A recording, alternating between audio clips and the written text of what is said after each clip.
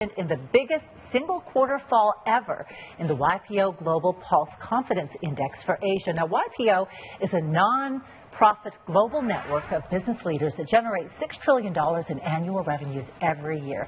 Its latest survey shows a dip in CEO confidence in the Asian economies with lower expectations for growth and also for hiring. However, confidence in Japan did notch higher. Things seem to be looking up for that country. CNBC has an exclusive partnership with YPO. And joining us now is David Spencer. He is a member of the board of directors at Asia Pacific Investment Partners here in Hong Kong, and he is also a member of the CNBC YPO Chief Executive Network. And still with us is our guest host, Daryl Guppy.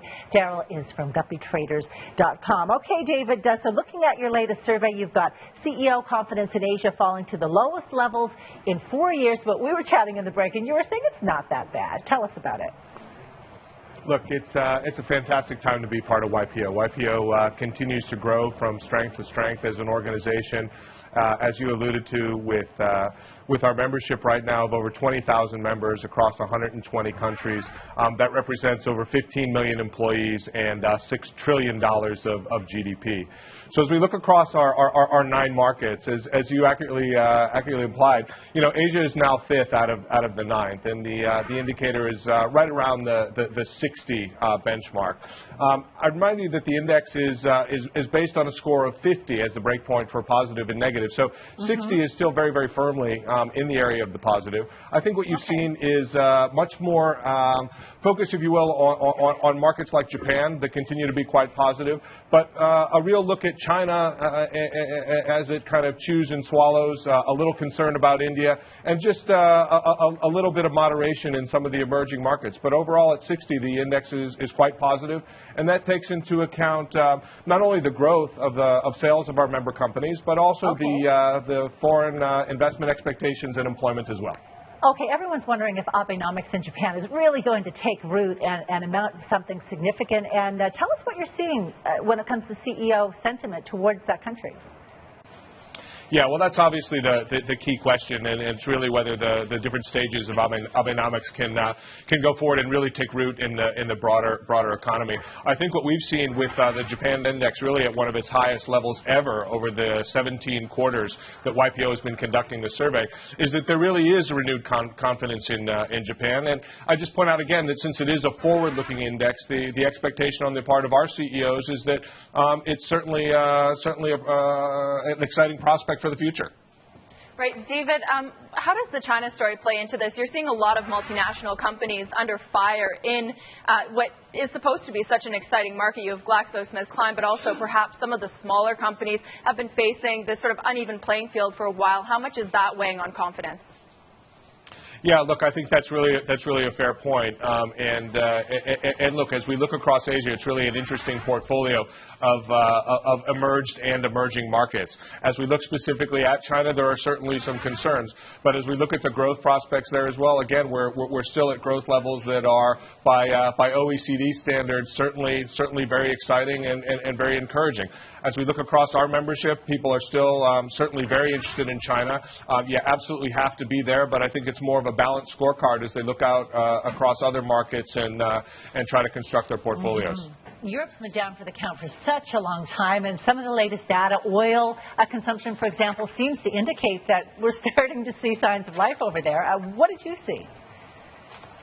Yeah, again, what we see across Europe is certainly a bounce back in CEO sentiments about the market on a forward-looking basis. Where we actually have the concerns across our CEO base are primarily now in Latin America for the first time. So Europe has certainly started to brighten, and the most positive indicators are coming out of Africa right now, and that's an interesting trend as well.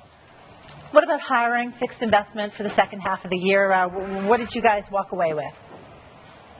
Yeah, the most positive factor is on the fixed investment side, obviously in Asia. That continues to have the robust numbers. And what we see on the growth side and on the sales side, again, numbers in the low 60s, so generally quite positive, just relatively flat vis-a-vis the prior year and the prior quarter. David, not to be a pessimist or anything like that, but since it is lower, what are some other worrying points in the survey? worrying points in the survey. I think if you're an Asia bull, as many of us are out here, there continue to be a mixed portfolio as China chews and swallows, as India tries to sort out some of the significant issues that it's going through right now. I'd say reform is really one of the major issues that continues to be of a concern in those two markets. But there are bright spots as well. Obviously, countries like Japan, we already talked about, are certainly things that we're looking to as opportunities. And places like Mongolia or the frontier markets in Myanmar as well are looking very, very interesting as the reforms there take hold and opportunities really continue to develop across those markets as well. So David, YPO, Young Presidents Organization, you guys are the young guns of the business world, right? Young, running your own companies, successful, etc. Right now, what is the buzz out here in Asia? You guys are networked, you guys are leveraged as well. What are you guys talking about? What's the buzz out here? Sure. Look, well, the motto of the organization is better leadership through education and idea exchange. So, that is the raison d'etre for the organization, and that's what all of us are really quite passionate about. I think what we're excited about on the YPO front in particular are the fact that our organization, as I mentioned earlier, is running from strength to strength. The opportunities that we have in the organization continue to develop, and our efforts are really out there to provide our members with better and more insightful ways to engage and communicate together. So we have significant opportunities in the various networks that we're promoting. That's promoting more deal opportunities amongst each other and the like. And so, what we're finding is a real opportunity to kind of create opportunities to exchange and to develop business amongst each other as well as in the broader economies. Okay, so what's hot? Where's hot? In terms of opportunities. In terms of specific opportunities right now, again, I think Japan is a place where everybody's looking. The emerging markets around Indonesia, China, and the like are obviously very interesting. And the frontier markets up in Mongolia and Myanmar in particular present very exciting opportunities. We're seeing things in Mongolia right now, particularly on the real estate front. I'm affiliated with a company up there that's got significant growth as you've got this massive urbanization trend towards Ulaanbaatar. That's creating significant opportunities in the development area, and that's kind of pulling through to the broader economy in terms of cement. The retail space there is also very exciting as that really develops for the first time in the market.